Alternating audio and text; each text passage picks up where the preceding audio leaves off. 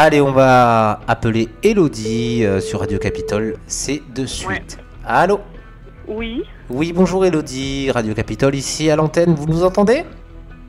Oui, je vous entends très bien. Bonjour Elodie, alors ce matin sur Radio Capitole nous avions diffusé un article concernant une assistante maternelle qui était vendredi, qui sera présente devant le tribunal correctionnel, enfin une composition pénale pour des faits de maltraitance sur votre enfant. Est-ce que vous pouvez nous expliquer un petit peu la situation, qu'on comprenne bien?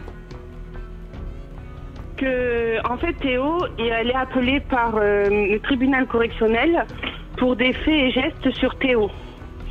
Alors Parce Théo, qu'elle a c'est votre frappé petit le garçon qui a quel âge? On va résumer un petit peu la situation pour les auditeurs et les lecteurs qui nous écoutent, puisqu'ils ne connaissent pas forcément l'histoire, ils n'ont pas forcément vu l'article auquel on les invite à consulter l'article. Mais voilà, expliquez-nous vraiment depuis le début, les circonstances, l'âge de vos enfants, votre univers familial, expliquez-nous tout ça. Tu veux parler ou je parle? Donc, Théo, en fait, a été placé, et Kenji, ils avaient 1 an et demi, Théo avait 1 an et demi, Kenji avait 2 ans et demi quand ils ont été placés. Ils ont été placés sur ordre du juge parce que mon compagnon avait frappé le plus grand, et moi pour négligence.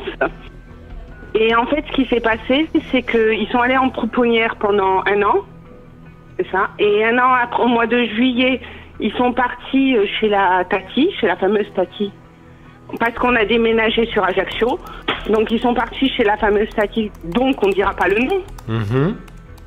On a déménagé sur Ajaccio, donc ils nous ont suivis sur Ajaccio, ordre du juge. Et pendant 1 an, elle s'est permis de frapper Théo et Kenji, et les assistantes sociales sont venues que 2 fois en 1 an. Alors, c'est-à-dire qu'il y a eu un contrôle une fois, enfin 2 fois dans l'année de vos enfants qui étaient placés en famille d'accueil. Ce qui n'a pas permis du coup de déceler les maltraitances sur vos enfants, sur votre enfant. C'est ça, tout à fait ça. D'accord. Cette dame était connue des services sociaux pour avoir été maltraitante? Non, jamais. Auparavant, d'accord. Elle a confirmé les faits, du coup, c'est ce que vous me disiez hier. Elle a confirmé les faits de Théo, et elle a même dit qu'elle avait de temps en temps, elle prenait Théo, où ça pouvait, elle le claquer en fait, où elle pouvait le frapper, elle le frappait. Ah voilà, où elle a envoyé la main, où ça tombait en fait. C'est-à-dire, est-ce que vous pouvez nous expliquer un petit peu plus précisément pour nos auditeurs et lecteurs? Alors, elle envoyait la main, par exemple, et s'il faisait une bêtise, qui mettait du caca partout, elle le prenait, elle lui mettait la tête dans son caca, mais comme on fait au chien en fait. Mais ça faisait toc toc, la tête elle revenait en fait. Alors on va un petit peu expliquer le contexte. Vous êtes au début une famille unie. Oui. Vous avez quelque peu des difficultés par rapport aux enfants, et un placement est ordonné. Vous habitez sur Bastia. C'est ça. Vous décidez un jour donc de déménager sur Ajaccio. Vous demandez à ce que les enfants vous suivent sur Ajaccio. C'est ça. Il y a la mesure d'assistance éducative ouverte dans le cadre du placement, où on vous octroie du coup le bénéfice à ce que vos enfants vous suivent sur Ajaccio, et ils sont placés en famille d'accueil. Ils font la connaissance du coup de, on va l'appeler comme sur l'article, Madame MF. Madame MF, qui est une personne issue d'une famille d'accueil dont elle obtient l'agrément par le conseil général pour être famille d'accueil. En plus, elle travaille depuis longtemps, ça fait 37 ans qu'elle est dans l'agrément. Et du coup, elle reçoit en famille d'accueil, dans le cadre de ce placement, elle reçoit Kenji et Théo. Voilà, à l'époque, les 2 enfants ont 3 ans, si je me trompe pas, et 3 ans et 2 ans et demi. Oui, c'est ça. Et les sévices sur vos enfants commencent à se faire par Madame MF. C'est une petite fille qui va commencer à parler. Expliquez-nous tout ça. C'est une petite fille qui va dénoncer. En fait, c'est une grande fille qui va dénoncer ce qui se passe. Elle était juste de passage en plus chez Madame MF, et elle était de passage. Et ce qui se passe, c'est qu'elle a dit comme ça que le petit, parce qu'elle allait faire tomber l'assiette, et ben elle a pris de la chaise haute, elle a claqué. Elle lui a mis une claque. D'accord. Il est sur la chaise haute, Théo, hein. Et que Kenji, elle le mettait devant la télé, il n'avait pas intérêt de bouger devant la télé. Alors, qu'est-ce qui s'est passé ensuite? La petite, du coup, s'est confiée à sa maman. La petite fille qui était placée là-bas. Elle a dit à sa maman. Et quand, en fait, elle est allée de suite voir les éducateurs. Mais nous, quand les éducateurs nous l'ont dit, ils ont dit oui, vous inquiétez pas, la petite fille, elle est tellement placée depuis longtemps qu'il y a des problèmes, elle a des problèmes. C'est une menteuse.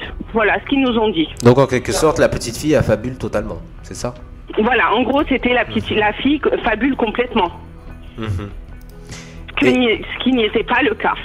Et par la suite, qu'est-ce qui va mettre en péril la situation de cette dame sur son attitude? Qu'est-ce qui va permettre de mettre au jour? Mon mari vient de me dire que les faits ont été relatés par 6 enfants quand même. Pas que par la personne en question. 6 enfants. Et en fait, ce qui s'est passé, c'est que nous, ils nous l'ont dit au mois de... Ils nous l'ont dit au mois de quand? Juillet, en fait, parce qu'ils nous ont dit, ils s'en vont de chez Madame M. Donc il y a à peu près il y a à peu près 5-6 mois de décalage, oui. Voilà, donc ils nous ont dit, ils vont partir de chez Madame MF. Donc nous, on s'est dit, bon, d'accord, elle en peut plus. Théo fait beaucoup de crises, on comprend. On est parents, on le comprend tout à fait. On comprend qu'elle en peut plus. C'est une personne un peu âgée, donc on le comprend. Donc on arrive et tout, il nous l'enlève. Donc Théo est avec son frère au départ, en famille d'accueil, avec Kenji, chez Notre-Dame. Et cette personne, au bout d'une semaine, elle dit, moi je peux pas le garder, je n'en peux plus. Théo fait trop de crises. Donc on va le rechanger de famille d'accueil. Donc ils ont repris Théo, ils ont séparé Kenji de Théo. Donc Théo a changé encore une fois de famille d'accueil. Il nous en a fait 8, jusqu'à ce qu'on trouve les 2 bonnes, on va dire là. Voilà, du début du placement jusqu'à maintenant, il en a fait 8, Théo. Actuellement, il est toujours placé? Théo est toujours placé. Quelles sont la fréquence des droits de visite? Puisque au début vous aviez des droits de visite, si je me rappelle bien, dans le cadre de ce qu'on a discuté hier, vous aviez eu des droits de visite et d'hébergement qui vous étaient accordés. Oui, c'est ça, on avait eu nos droits de visite et nos droits d'hébergement. Et c'est un petit peu la punition qu'on... On est allé dénoncer ça. C'est la punition qu'on vous a faite. On a dénoncé, enfin vous avez dénoncé ces éléments. Et à partir de là, on a décidé en gros de vous supprimer ces droits de visite, c'est ça? C'est ça, c'est tout à fait ça. Et là, Théo a été à cause... Voilà, ils ont dit que c'était de notre faute, plus que de la famille où il était Théo. Qu'on n'arrivait pas à gérer nos enfants. D'accord. La psychiatrie à cause de ça. Hein. Théo est parti 1 semaine en psychiatrie à cause de ça. 15 jours, ouais. Et par la suite, alors, qu'est-ce qui s'est passé pour que cette dame en réponde devant une composition pénale? Alors nous, on l'a su quand on est passé... On a fait appel d'un ancien jugement qu'on n'était pas OK. Donc quand on a fait appel, qu'on est allé à Bastia, on l'a su par mon avocate. Elle a sorti toutes les preuves, en fait, que les enfants avaient dit le rapport qui a été fait. Ils ont même interrogé Kenji sans nous. Sans nous, les propres parents. Ils nous ont pas téléphoné en nous disant bon, on va interroger Kenji, appelez votre avocat ou quoi que ce soit. On était au courant de rien du tout quand ils ont fait leur enquête, les services sociaux. Et on l'a su, et de suite notre avocate 3 jours après a porté plainte. A porté plainte contre cette personne.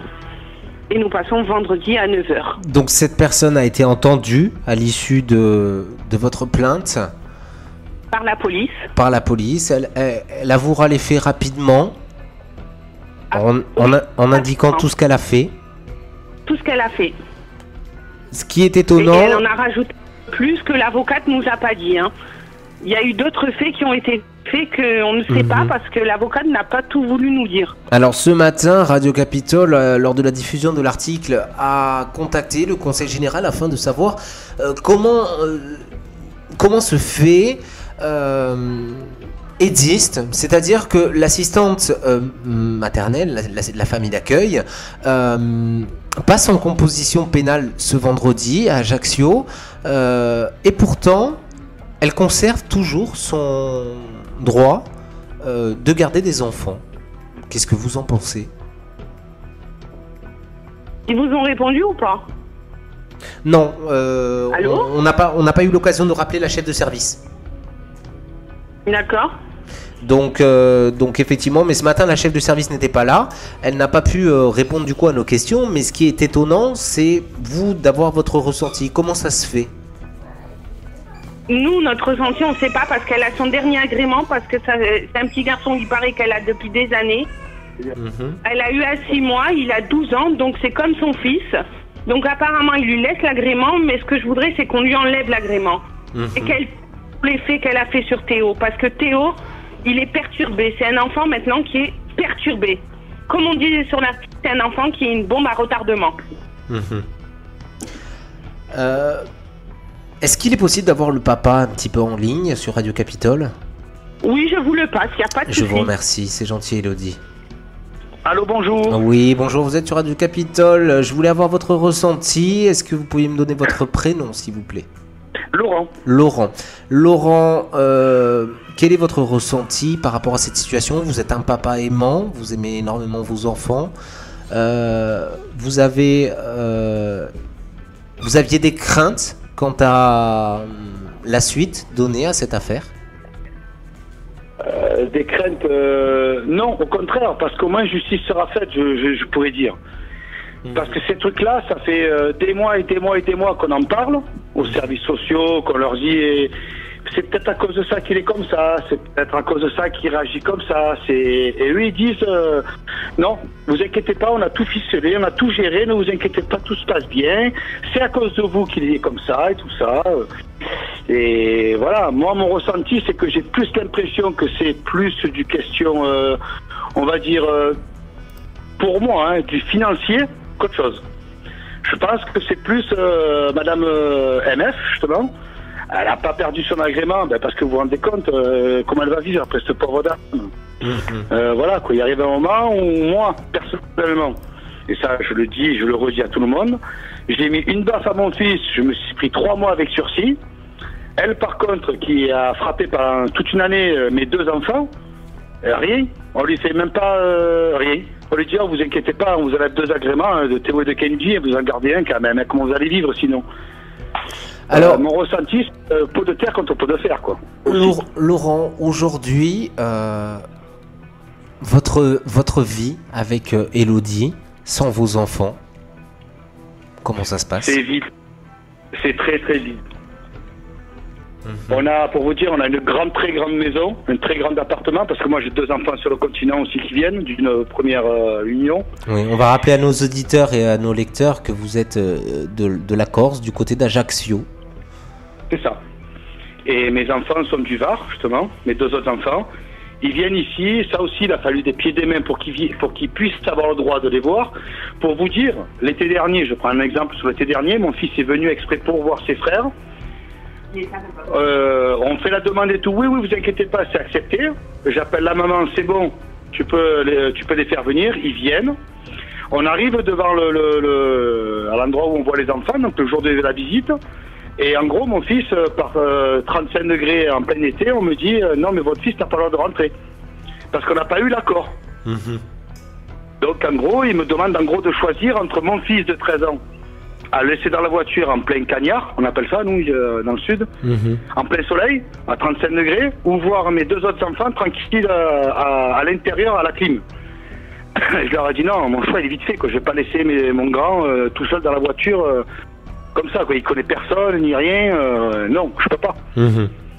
Et quand j'ai rappelé le service que j'ai demandé, ils ont dit non, mais c'est un, vous comprenez, M. Moreau, ne vous énervez pas, c'est un couac. On me répond ça, c'est un couac qu'on me répond. Comme quoi, c'est comme ça. La vie est comme ça. Et j'explique que non, mon fils, je paye un billet d'avion pour faire venir mon autre fils, pour qu'il voie ses frères, parce qu'eux aussi sont en demande, mine de rien. Et puis, ils se retrouvent porte close, quoi. Donc, évidemment, Voilà, c'est des détails comme ça, cumulés sur le déplacement depuis 3 ans qui sont placés maintenant, que c'est souvent des trucs comme ça, quoi. Et c'est vraiment intenable, vraiment intenable. Ma vie avec Elodie, c'est les enfants, mais voilà, on ne sort plus, on part pas en voyage, même des restos, on se les fait plus, pour vous dire. On est un couple, on est en couple, mais pour dire on est en couple, quoi, voilà.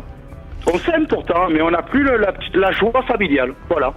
La joie de sortir par les enfants, aller au parc, le soir on rentre, on fait le goûter, regarder un DVD le soir de dessin animé. Ben ça, on ne peut plus le faire. C'est un vide, il y a un gros, énorme vide dans notre vie. Aujourd'hui, Théo et Kenji sont des enfants placés. Vous passez vendredi en tant que partie civile sur ce procès de cette assistante maternelle, cette assistante famille d'accueil. Vous avez une appréhension, vous avez la niaque justement d'aller jusqu'au bout des choses. Quel est votre ressenti un petit peu, Laurent? Moi, c'est pas la niaque que j'ai, c'est comme tout être humain, comme tout parent, je pouvais tuer pour mes enfants. Je veux aller jusqu'au bout. Je veux que cette personne qui a frappé mes enfants paye. Ce qu'il faut, je m'en fous. L'agrément, n'importe quoi, mais qu'elle paye quelque chose. Et que ses supérieurs répondent aussi de ces actes. Parce que c'est comme tout, hein, les supérieurs répondent des actes des employés. Donc j'aimerais bien que les personnes qui sont au-dessus, qui payent, qui me disent pourquoi on n'est pas venu en un an, on est venu que 2 fois, monsieur. Voilà, monsieur Laurent GSV, qu'on m'explique pourquoi, pour quelle raison. Qu'on ne sorte pas le problème financier, de vous comprenez, on est, je vous dis une bêtise, hein, on est 1 million d'habitants, on n'est que 2 assistances pour voir 100 enfants, vous vous rendez compte? Oh là là, on est en manque de personnel. Si j'entends des phrases comme ça, oui, ça va m'énerver. C'est pour ça que je veux aller jusqu'au bout. J'irai jusqu'au bout, pour mon fils.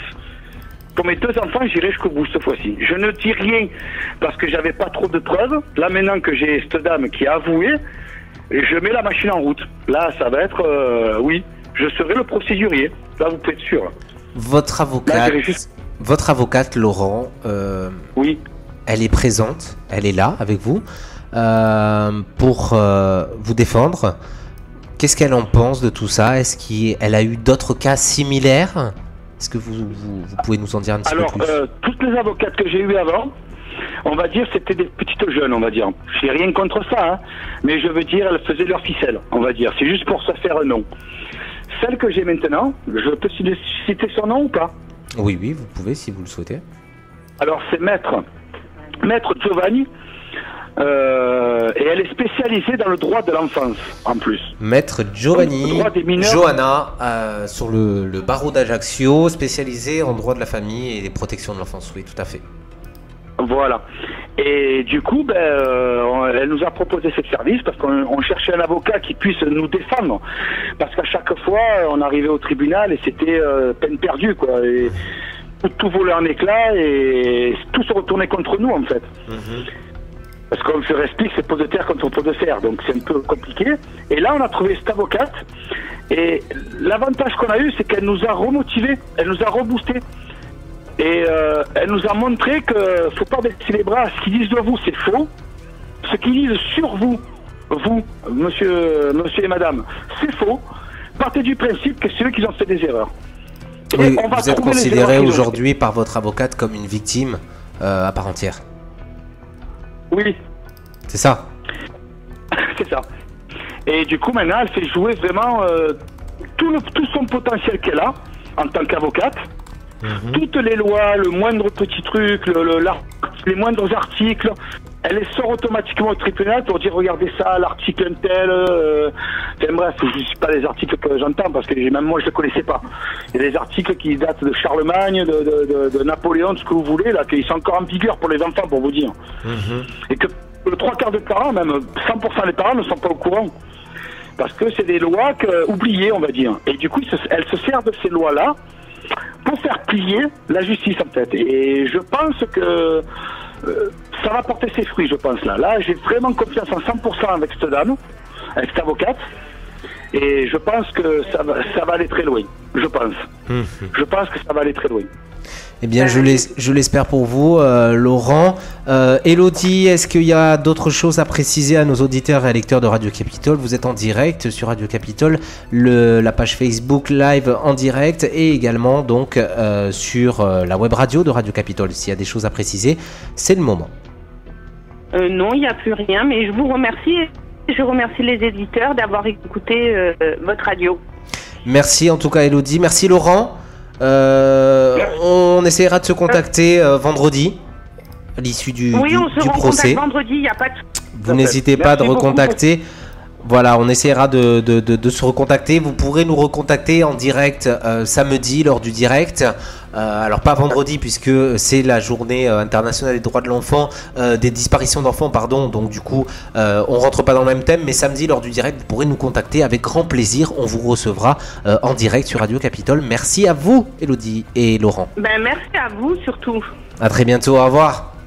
Au revoir. Voilà, donc vous étiez sur Radio Capitole. On a eu le témoignage en direct d'Elodie et de Laurent qui sont donc partie civile dans le cadre d'un procès d'une assistante maternelle qui risque d'être condamnée pour les éléments qu'elle a fait, les infractions qu'elle a commises, à savoir des maltraitances sur les enfants mineurs. Les amis, on revient d'ici quelques instants.